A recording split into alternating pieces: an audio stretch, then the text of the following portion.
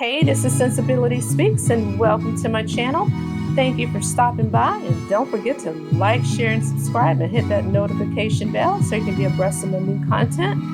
Well, today, oh my goodness, a lot is going on. So we have sad news regarding one of the couples from the Real Housewives of Atlanta. Sidora and Ralph Pittman are officially ending their marriage, and People magazine exclusively confirms this. Now, and I first saw this on IG in a couple different places. It popped up in a neighborhood talk. I heard DJ Reggie Scott. It's just all over the place, right? So I'm going to read you what People says. Love is a beautiful thing, Pittman 37 said in an exclusive statement to People. Unfortunately, we have made the difficult decision to move on to our next chapters independent of each other.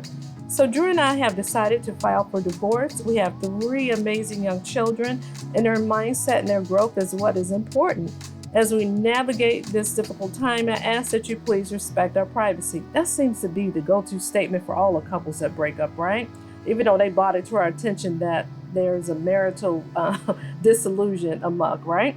So according to the documents obtained by People, Pittman's petition for divorce was received on Monday. He is seeking to end his partnership with the Game actress after nearly 9 years and several seasons under the scrutiny of their co-stars.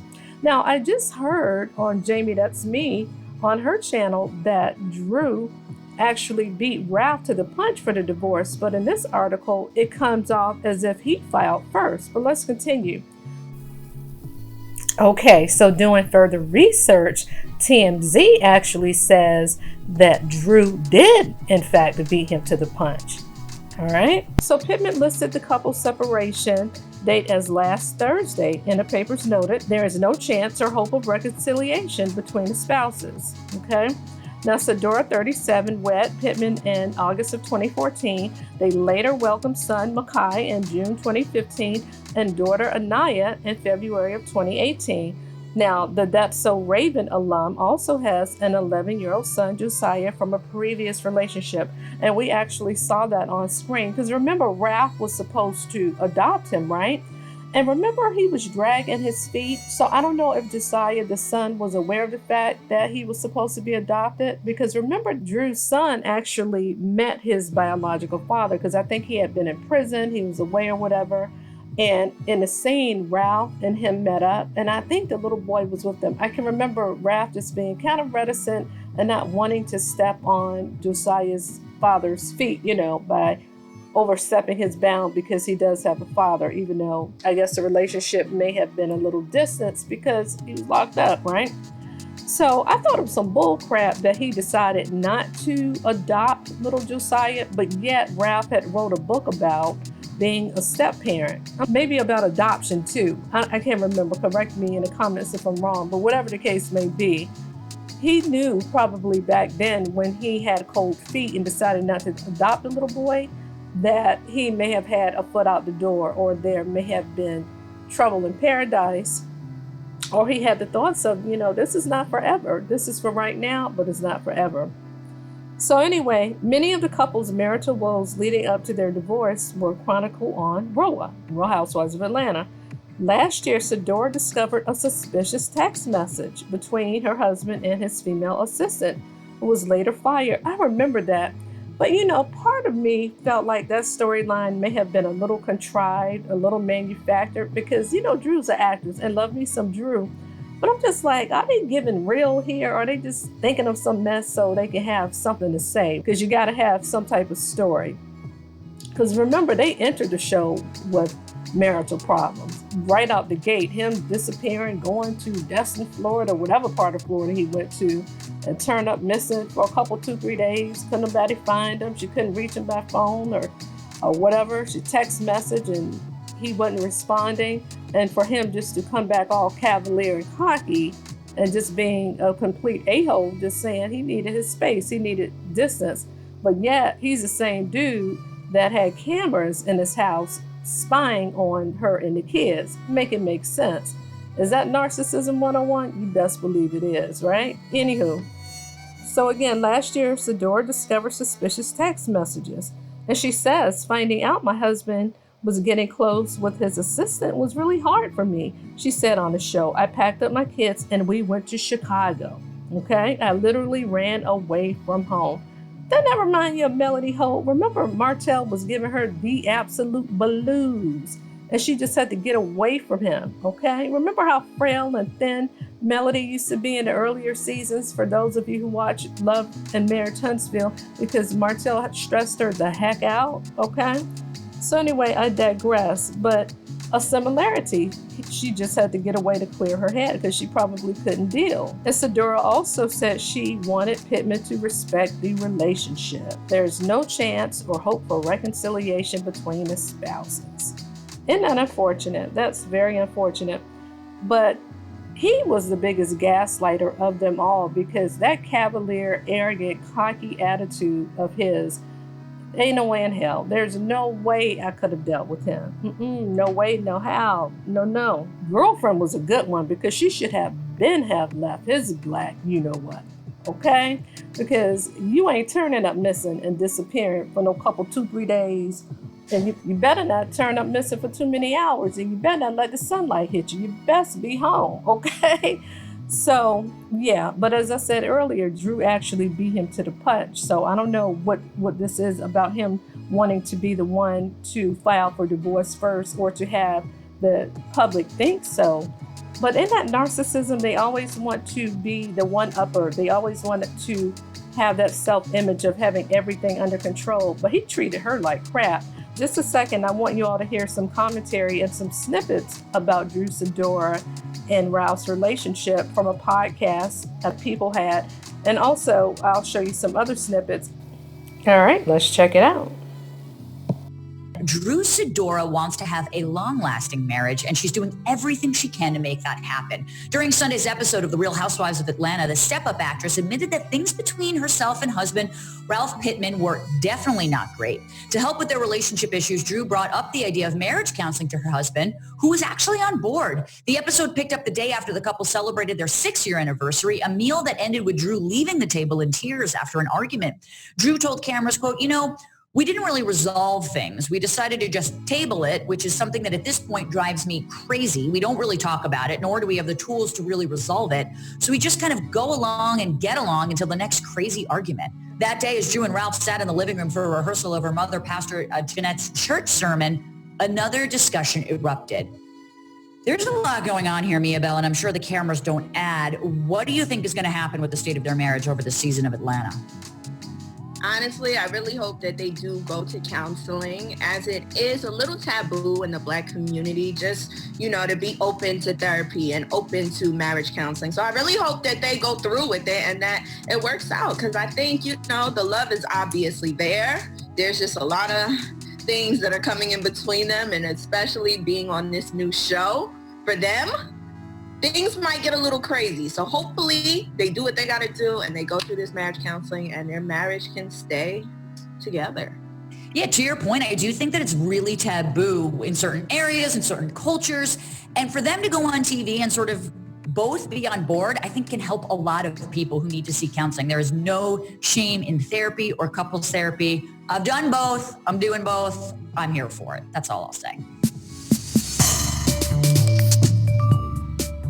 Emily from Washington, D.C. Ralph, viewing your behavior back, what would you change about the dinner with Drew? A lot. I think that the intention, I did want to give my wife something to show her that I appreciate her, and I went all out on it. I think if I could do it all over again, I would have taken a different approach, made sure that I understood her heart, what she was looking for, and provided that, opposed to something that she probably did not appreciate as much. Good answer. Kim from Shola, Pennsylvania said, Drew, why is it anytime you go to a nice event or vacation, you feel the need to ruin it with childish, argumentative behavior? Your hubby sets up a dinner that you didn't appreciate, and during Marlo's vacation, you threw dog bones and acted up. I triggered him. That's what I've learned now. I triggered him, but it was me expressing how I feel, and I didn't think it would go so left. But you know, in that moment, it was like I don't want him, because he does nice things. Like he woos me, he showers me, he really does. But I just want it to be on a consistent level. You know, the ups and the highs and the lows is tough. The editors had a little fun with the gaslighting thing, and the viewers. I mean, we got a lot of tweets from people who say you talk over her, you belittle her. What's your reaction to that? And was there anything that you saw of your own behavior that made you think that was the case? Watching it back was a little startling. I can see that sometimes the things that I may say to her may not necessarily be the best choice, so there can be times where I can adjust my own attitude. Are you two still in therapy? Yes. It sounds like Dr. it. Ken. No, it's great. I mean, Dr. it's Ken really this good. morning. Marriage goes through different stages. It's a journey, though. It's a journey. He's on speed dial, like, hey, we got a problem. In my mind, their relationship really parallels Tamika's Walker's and Letoya Luckett's, formerly of Destiny's Child, and she's way more than just that, honey. She has a whole acting career. Love me some Letoya Luckett. But yeah, Tamika's Walker treated Letoya like crap. You talking about an a-hole? Oh my goodness. Now you talking about a narcissist, a butthole, just arrogant, just nasty for no reason. And that's a commonality that all of those narcissists have in common, right? You take a Martell Holt from Love and Marriage Huntsville. That brother thinks that the sun rises and sets on his black behind, and so did Tamika's Walker. I noticed that they both were either quarterbacks in high school or, you know, prominent football stars and played in college too, I believe. Just arrogant, just thinking that they're, you know what, doesn't smell, that they shit don't stink, basically, okay? So I'm trying to refrain from profanity here, but they think their ish don't smell or don't stink. And so we'll look at a little snippet of that, and you can drop down in the commentary and tell me what you think. And by the way, the snippet that we're going to watch is from T.I.'s Family Hustle, and that's where Letoya Luckett and her ex-husband played on. All right, let's check it out. Peace and love. Peace and love. I'm really hoping my wife and I can get back on the same page. As you know, we had a little tense incident that happened in the car. So hopefully with some of the issues that we have right now, they can be sorted out during this therapy session. Now, did you all get a chance to do your homework exercise? Yes. Mm-hmm. You were asked to come up with 3 disruptions that the other would say you do. So why don't we start off with yours, Tommy? I'm rude. She doesn't like my direct tone. She doesn't like when I don't say kind words. Okay, let's hear your 3, Letoya. Tommy would say that I don't cook enough. Your second one? I'm not as patient in the arguments as I used to be when we first started our relationship. Your third one? That I don't plan enough alone time. So let's rate these on a scale of 1 to 10. I talk in direct terms. How disruptive do you think that is to the relationship? 8. An 8? Letoya? 15. I don't plan enough for us, quality time. How disruptive do you think that is? A 4. And for you, Tommy? 100 plus. Think about this whole notion of not carving out enough time for both of you. And I want you to just talk to him about it. I do feel that because of our busy schedules and the fact that Gianna is still in the bed with us, that it's made it more difficult to have one-on-one time. I do feel that when you aren't kind and when you are aggressive in your words, it shuts me down, all of me down. Okay, so let me push this one a little bit. Is it true that there are times that you are aggressive and unkind? Both of us, I wouldn't just Not both of us, we're just talking about you right now. I am annoyed. Right now, we're kind of getting down to personal. My wife is throwing stones that shouldn't be thrown right now. Now is an opportunity for you to respond. No, I don't want to respond to it. But it's an opportunity to talk. Well, here's Tommy being Tommy. Once again, he shut down. I think that Suleiman and Mrs. Myra created a method of communication that would work for our marriage if we apply it. That's the only way this is gonna work. Do you think you take me for granted? I don't feel that I take you for granted. Dr. Suleiman said that he didn't think it would be a good idea for us to even think about having a child right now. I felt him. As a matter of fact, that's what I've been feeling since the pregnancy scare and everything. But when somebody else sees it and they point it out, it hurts. It's tough.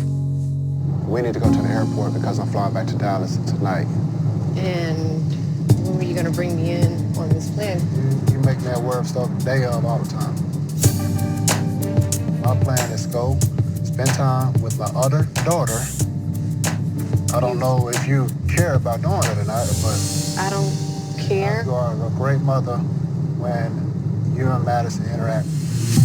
You make my relationship with Madison conditional, and that's not true. Who said that? You just said when I have her. Use the word conditional. I didn't use the word that I make. I didn't use none of those. That's a bad summarize. No, it's not. That's a bad summary. Not a summarization. That's a bad summary. Whatever. Summary. Terrible summary. I'm not saying none of those things. All right. I feel like the counseling session really pissed Tommy off, and now he's taking his frustrations out on me by picking a fight. And he can't continue to do that. Our conversation is more complicated than it has to be. Your conversation is very exaggerated. It's not exaggerated, Tommy. These are my feelings. And for you not acknowledging them is very... No, because you're ready to challenge. Because I did it on purpose because you run with stuff so fast. You're running. You're going to the airport. If anybody's running, honey, you're running. Your priority always has been Madison. And I'm not. Which is probably why I have feelings that I do, because I've been fighting for my husband, fighting for my place in your life, fighting for our relationship, fighting for our marriage. I've been fighting for my place. Fighting a damn thing. Whether that's running your mouth makes it sound good. I'm concerned about our relationship. If things keep happening like this, I just feel like if you're not careful, you can lose control of it. And that's not something I want for my marriage.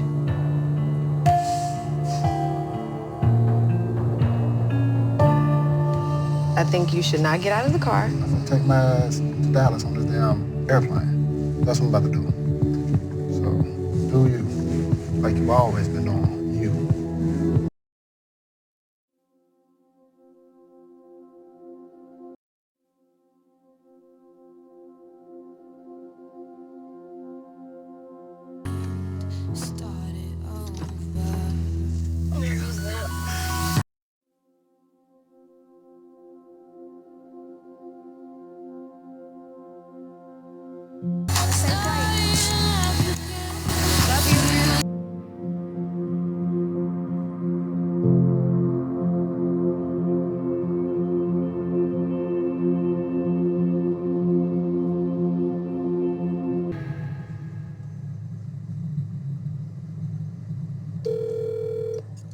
Hello? Hey, love. I'm sorry, girl. Me and Tommy just got into it. Oh, no. He just walked in the airport. He left again. You can keep running away, though. Bro, he been running away since we got married. He ran away when I was pregnant. He ran away the child. That's not gonna work, yo. Like, you cannot expect if you run away every time we have a problem. I hope everything is okay, boo-boo. All right. Thank you. Okay. No problem. You thought Martell Hope was bad. That Tomicus Walker with that old slave name of his. Yeah, he was a piece of work. And Letoya Luckett is lucky to have divorced him. That Bama had the nerve to want to manage her at one point. And I'm so glad she had the wherewithal and she had the business acumen and savvy to think better of it. You don't mix business when you're married like that. Look at Tamar Braxton, her and Vince. That was a come up for her. But when they split up, that affected the business. And you can look at Mary J. Blige. That's a better example. Hell to the no. Don't ever let no Bama manage you. And then when it's time to walk away, he wanted half of your shit and you got to pay that Bama alimony, palimony, whatever you call it. What's that other lady name from American Idol? Kelly Clarkson. Oh my goodness. Now she's worth millions. And she went through a whole settlement with her ex-husband and having to divvy up the houses, the homes, the assets, and things like that. So, yeah, hats off to Letoya. She walked away. I'm not going to say completely unscathed. She walked away with her peace and 2 beautiful kids. It's a lot of commonalities. We just watched Drew and Ralph, and we drew the parallel and the similarities between Melody and Martell Hope. So it's a lot.